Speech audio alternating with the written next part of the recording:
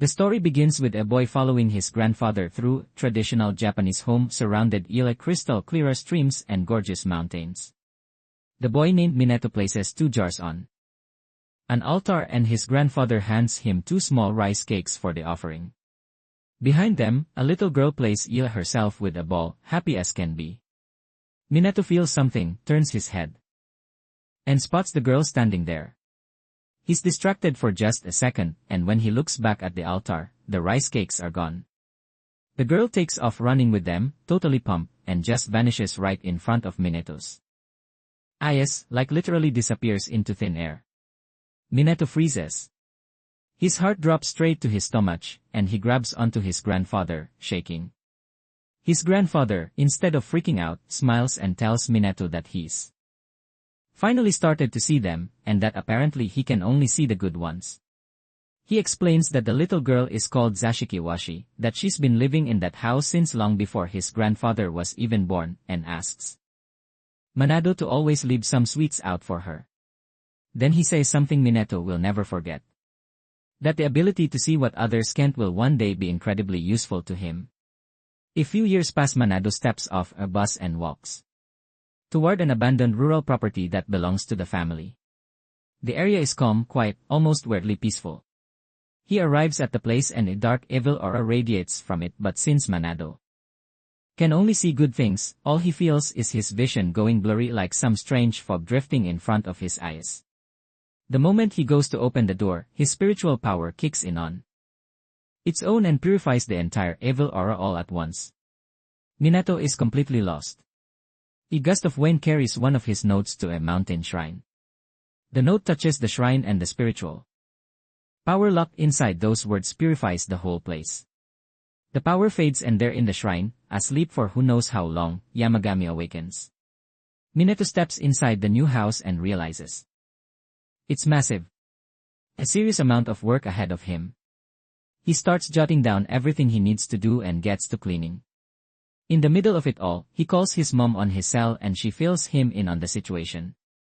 A distant relative of Minato's dad built the house to retire in but ended up passing away and the house sat empty for 2 years. So, she's counting on Minato to take care of the place. Minato asks Ellie nobody bought such a nice house. His mom says some people did come to look but for some mysterious reason, every single one of them backed out. Right at that moment, the eerie aura shows up again. But Minato's spiritual power, locked inside the notes scattered around the house, activates and drives the aura away once more. Minato finishes cleaning, notices some flowers on the floor and stares at them, completely baffled about where they came from. Without him realizing, something watches him from inside the bush. A little while later, Minato hires a gardener to take care of the property's garden. While the two are talking, the evil aura lands on the gardener's shoulder, and the guy feels a weird, uncomfortable sensation. Then a light breeze blows one of Minato's notes right onto the guy's shoulder and purifies the aura on the spot. The gardener's shoulder feels brand new and he's absolutely pumped about it. Minato, meanwhile, notices that the ink on yet another one of his notes has just disappeared. He also spots some mugwort on the ground and asks if the gardener left it there. The guy says no. Minato can figure out who could have done it. The next day, when he wakes up and heads outside, he finds some raspberries on the ground. He senses a presence and then a memory from childhood hits him. The spirit girl always left him little gifts as a thank you for the offerings. Minato decides to return the favor. He heads to the local market, picks up some traditional sweets and a bottle of sake, and leaves everything out as an offering. The moment the scent hits the air, a beautiful white wolf appears on top of the wall, gracefully hops down and radiates divine aura that Minato can see crystal clear. In a commanding voice, the wolf apologizes for the intrusion. Minato's eyes go wide and he shouts, "The dog talked." The wolf shoots back flatly. He's not a dog and introduces himself as Yamagami. Minato blinks once, puts it together, and calms down almost immediately, which for the record completely throws Yamagami off. He finds Minato to be a pretty strange dude. Minato asks if it was him who left the little gifts. Yamagami confirms it. Minato thanks him and explains that he bought all of this specifically to return the favor. Yamagami tears into a piece of meat with real enthusiasm. Minato offers the steak, but Yamagami, a little embarrassed, says his strength hasn't fully come back yet and that he'd rather have water for now. Minato pours it without missing a beat. Yamagami thanks him and says he was saved because of Minato. Minato is confused since he doesn't remember saving anyone. Yamagami explains while he was weakened, the evil creatures lurking around the property simply vanished without trace, and it was all because of the words Minato writes, which were purifying every bit of impurity in the area. That's when Minato finally understands. The ink on his notes keeps disappearing. The gardener shows up to grab a tool he left behind. Minato tries to point Yamagami out, but Yamagami calmly explains that ordinary people can't see him. Minato goes to pour Yamagami more water, and this time brings sparkling water. Yamagami takes a sip and feels a tingle run through his entire body. He's really into it. Minato then asks the things he writes have this kind of power. Yamagami says he's not entirely sure, but asks whether anyone has ever complimented Minato's handwriting before. Minato thinks about it, and a memory surfaces. When he was a kid, he made name sign for his family's hot spring inn. When he carved the name, his dad put the sign up as decoration, and a mysterious customer thought it was absolutely incredible. He told them never to take it down and even suggested Minato make another one for the house. Yamagami says that man was probably someone who could see what others can't. Minato smiles and says that after that day making signs turned into his hobby. He shows that he already made 2 for right here on the property. Yamagami guides him. 1 sign at the front of the house, 1 at the back. The power Minato put into the signs activates, and a barrier rises up around the entire property. Minato's jaw drops. Yamagami says that from here on out, evil beings won't even be able to get close to the house. Then he turns to Minato and says with total conviction that Minato possesses tremendous power and that if he becomes aware of it and hones it, he could become something far beyond anything he imagines. Days pass. Yamagami keeps visiting Minato and going to town on the offerings. Minato notices that Yamagami is radiating way more power than before. Yamagami confirms it and says it's all thanks to Minato. Minato asks if it's because Yamagami has been eating more. Yamagami says that's part of it, but the bigger reason is the respect Minato shows him. Minato shows him even more respect, and Yamagami's aura grows so intense that it starts to actually hurt Minato's eyes. Elsewhere, a group of exorcists are in the middle of a battle against evil spirits and end up letting one slip away. Harima sprints desperately to stop the spirit from reaching the shopping district. Minato steps right into the creature's path, and the instant the spirit touches him, it's exorcised on the spot. Harima stops out of breath, completely dumbfounded. A spirit that powerful, wiped out in a split second. Who is this guy? A purified orb drops to the ground without anyone noticing. Harima asks if Minato is okay. Minato responds, bummed out. The ink on his grocery list disappeared again. The orb rolls on its own into a dark alley. Back at Minato's house, Yamagami notices the garden is looking dry and lifeless. He uses his power and fixes it when Minato wakes up and heads outside. The garden is stunning, lush, vibrant, bursting with life. He asks if it was Yamagami who did that. Yamagami confirms it with a certain pride, saying that for him it's child's play, but Minato notices that Yamagami looks noticeably smaller than before. Yamagami says it's because he burned through a lot of power, but tells him not to worry, he'll bounce back soon. A few days later, Minato notices Yamagami hasn't been coming around. He gets home, senses a presence, rushes to look, and finds a teeny squirrel. Then, Yamagami shows up, now even smaller and weirdly adorable. And right behind him, 3 little fox spirits appear, too. Minato asks if they're Yamagami's kids and jokes if the guy's getting up there in years. Yamagami takes mild offense and explains, they're not his kids. They're Martha's, his servants, clones created from his own power. That's why he's so teeny right now. The 3 introduce themselves. Siri, Tar, and Atsugi. Minato offers rice cakes to everyone. The three dig in happily. Minato tells them to eat as much as they want, and Atsugi, completely overcome with emotion, declares her love for Minato right then and there. He doesn't know where to look. A little while later, all three fall asleep with their little bellies full. Minato looks over at Yamagami and notices he's already back to his normal size. Yamagami senses that someone has arrived. It's Harima standing out front of the house, completely frozen the powerful energy radiating from the place. He thinks to himself, is this the territory of some divine being? He's not wrong. Minato welcomes him in. Harima introduces himself as an Anyoji, which catches Minato off guard. Harima gets straight to the point. Was it Minato who exorcised that evil spirit a few days ago? Minato thinks for a moment and remembers the spirit that just crashed right into him. Harima explains that evil spirits have been showing up in way higher numbers and the Onyoji can't keep up with all of them, so he asks if Minato would be willing to sell some of his talismans.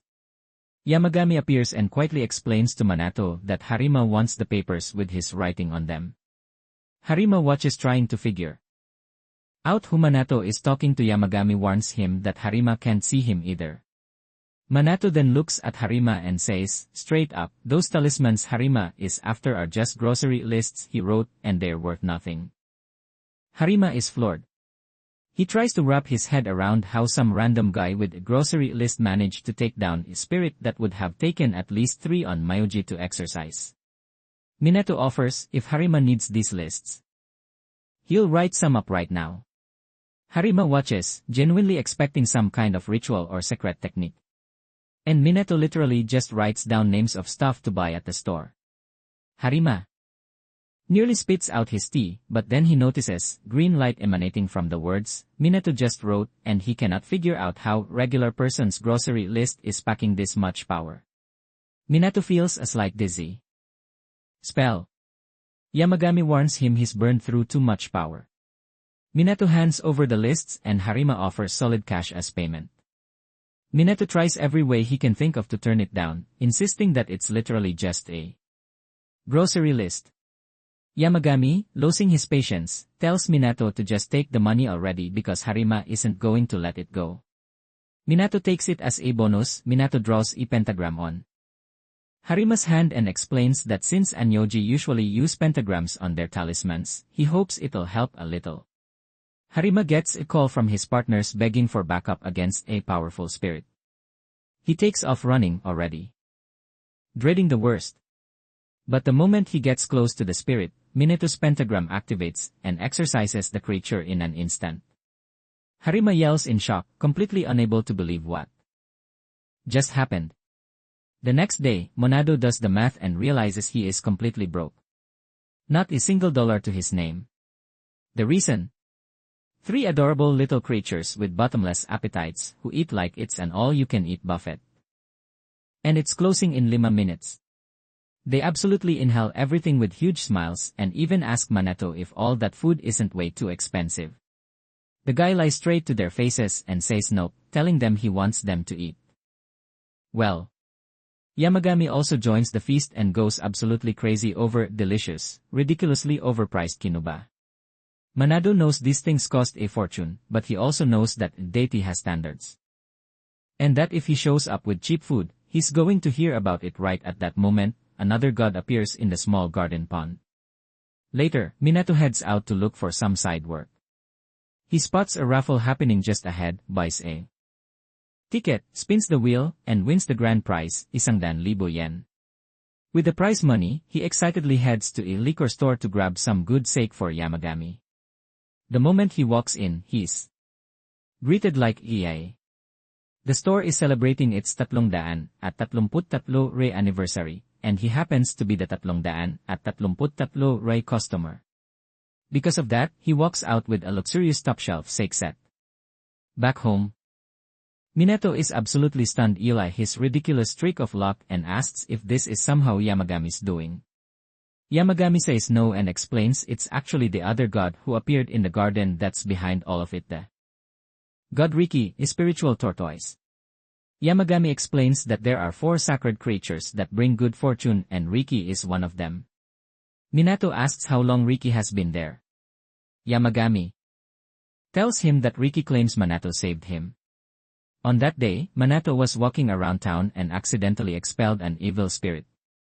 That orb he saw rolling away, that was Riki himself. Yamagami confirms that all the good luck Minato has been having come straight from Riki's power. Minato is still trying to process this when his mom calls, completely losing it, saying the lottery ticket he bought a few days ago hit the jackpot and he just won million yen. At that point, he believes it and thanks Riki from the bottom of his heart. Now that Riki is also living in the garden, Minato asks if the tortoise wants some sake. The little guy moves at lightning speed the second he hears the word. Minato pours some for Riki, and in return, Riki presents him with 3 sacred seeds. Yamagami shows him a good spot to plant them and adds a heads up. These seeds aren't like anything Minato is used to, and that pretty soon he'll understand exactly what that means. Later, Minato sets out some cookies for the gods and notices 2 more visitors have shown up. They ask if they can have some, too. Yamagami introduces his old friends, the gods, Ryan and Fujin. Minato is shook and asks if these are really 2 of the oldest and most feared deities in all of Japanese Shinto. Yamagami confirms it, but Minato admits kind of awkwardly that they look pretty cute, like way different from how they're shown in history books. So, he offers them the cookies and the gods accept without hesitation. Fujin and Ryan say they thought Yamagami had died since it had been so long since they'd seen him. Yamagami claps back, saying he's not that weak and that he wasn't going anywhere that easy. The familiars ask what brought the 2 of them there. They say they heard rumors about a new shrine popping up in the area and figured they'd swing nilai. That's all. But then they spot Riki going to town on the drinks and get visibly jealous. Minato, sharp as ever, picks up on it and offers them sake, too. They both accept happily and drink so much that their little bellies are round and they couldn't be more content. As thanks, Fujin grants Minato the power of the wind. The guy isn't quite sure how to use it, so the gods decide to show him. Otsuki holds up a leaf and Yamagami tells Minato to picture the wind being released. Minato focuses and sends out a soft breeze. He's thrilled about it and says that with this power, raking the leaves in the garden is going to be so much easier. That's literally where his head goes.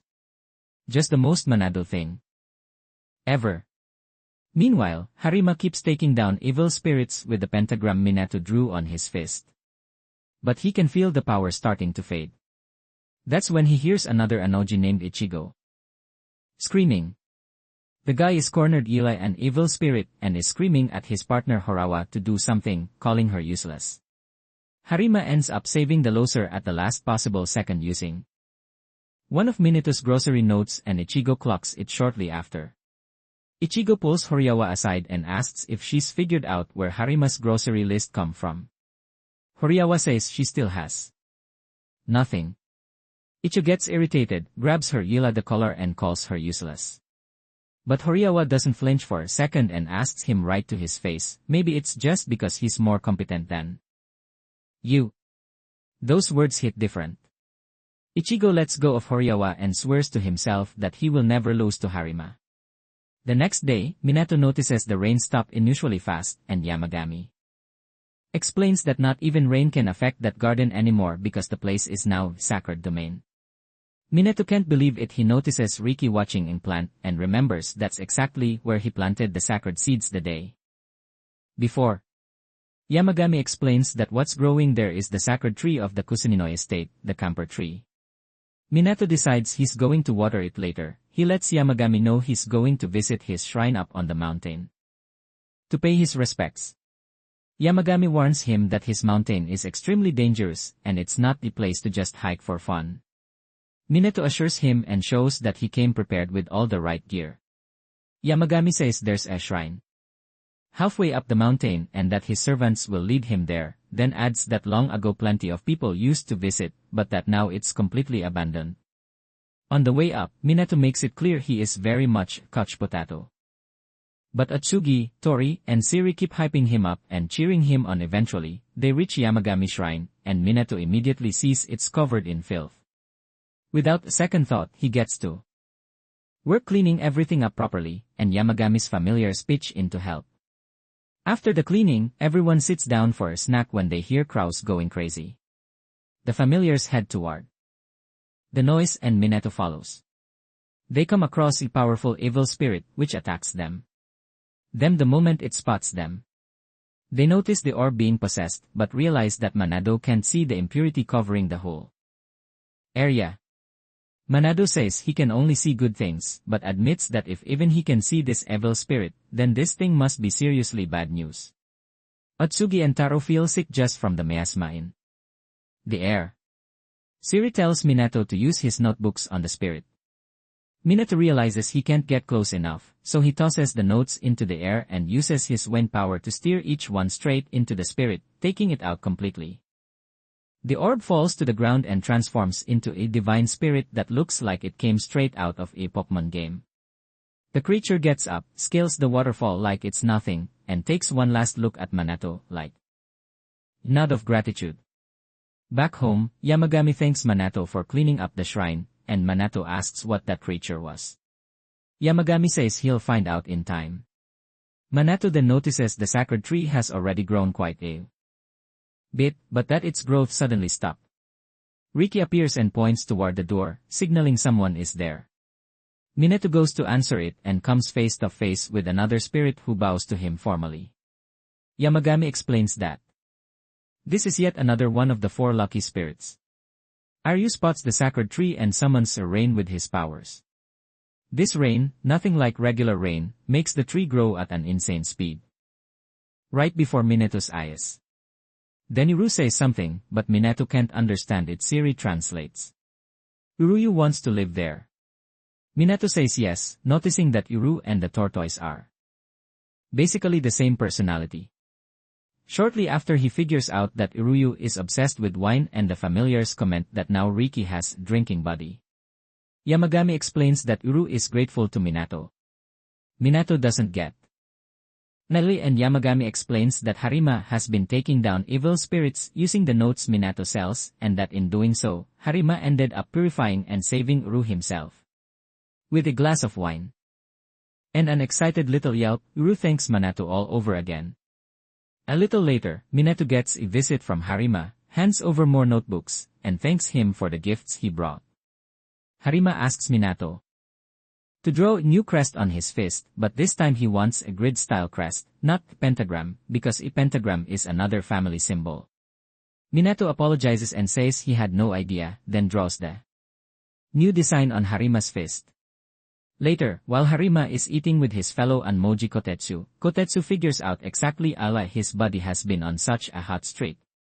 But he makes it very clear that if other people find out about this, Minato, the civilian, could end up in serious danger. Or more specifically, Kotetsu warns that Ichigo, the obsessive tryhard who's always writing Harima's case, is already plotting something, and he hopes to God nothing bad comes of it. Meanwhile, Ichigo deliberately bumps into Minato, and without Minato ever noticing, slips something onto him.